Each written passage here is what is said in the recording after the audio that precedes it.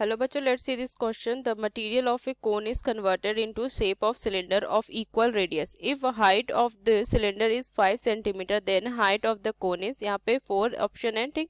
अब इस क्वेश्चन में क्या बोल रहा है कि एक material of cone is converted, मतलब कोन जो है, मटेरियल जो बना हुआ था, कोन जो जिस मटेरियल का बना था उसे कन्वर्ट कर दिया किसमें, सिलेंडर में. ठीक. और दोनों का जो रेडियस है वो हमारा इक्वल है. ठीक. If height of cylinder is 5 centimetre, तो हमें यहाँ से क्या निकालना है, हाइट ऑफ कोन निकालना है. ठीक. तो इस क्वेश्चन का अगर हम की कंसेप्ट देखेंगे तो यहाँ से हमारा की कंसेप्ट क्या हो जाएगा कि दोनों का वॉल्यूम हमारा क्या हो जाएगा, सेम होगा, क्योंकि जिस मटेरियल का कोन बना गया उतना ही मटेरियल का हमें क्या सिलेंडर बनाया है, क्या, क्योंकि उसको शेप कर दिया गया है, रीशेप किया गया है. ठीक. तो यहाँ से क्या लिखेंगे कि volume of cone is equal to volume of cylinder. यहाँ से लिखेंगे वॉल्यूम ऑफ सिलेंडर. ठीक. अब यहाँ से देखें तो वॉल्यूम ऑफ कोन कितना होता है, यहाँ से अगर हम देखें तो ये होता है हमारा 1/3 पाई आर स्क्वायर एच होता है. ठीक. और यहाँ से वॉल्यूम ऑफ सिलेंडर कितना होता है, यहाँ से अगर देखें तो पाई आर स्क्वायर एच होता है. ठीक. तो यहाँ से हम क्या लिखेंगे कि यहाँ से हम मान लेते हैं, ठीक, यहाँ से मान लेते हैं कि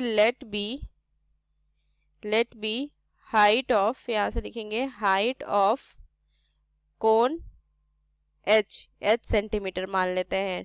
ठीक. और यहाँ से अगर हम देखें तो हाइट हमें दिया हुआ है, हाइट ऑफ सिलेंडर जो है उसको हम मान लेते हैं यहाँ से capital H is equal to 5 centimetre, ये दिया हुआ है. ठीक.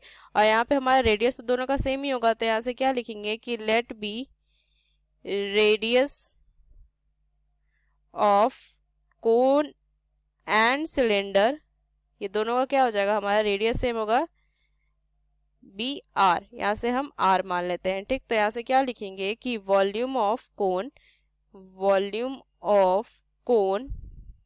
Is equal to volume of cylinder.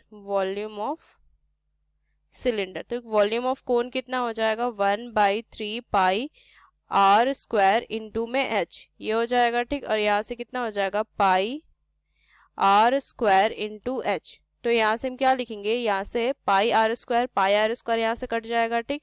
तो हम यहाँ से क्या हो जाएगा, यहाँ से लिखेंगे 1/3 इंटू में एच इज इक्वल टू 5. तो यहाँ से h इज इक्वल टू कितना हो जाएगा, यहाँ से लिखेंगे h इज इक्वल टू, हमारी वैल्यू हो जाएगी 5. यहाँ से अगर हम देखें तो कितना हो जाएगा, 5 इंटू 3, तो ये हो जाएगा हमारा 15. तो यहाँ से h is equal to 15 centimetre.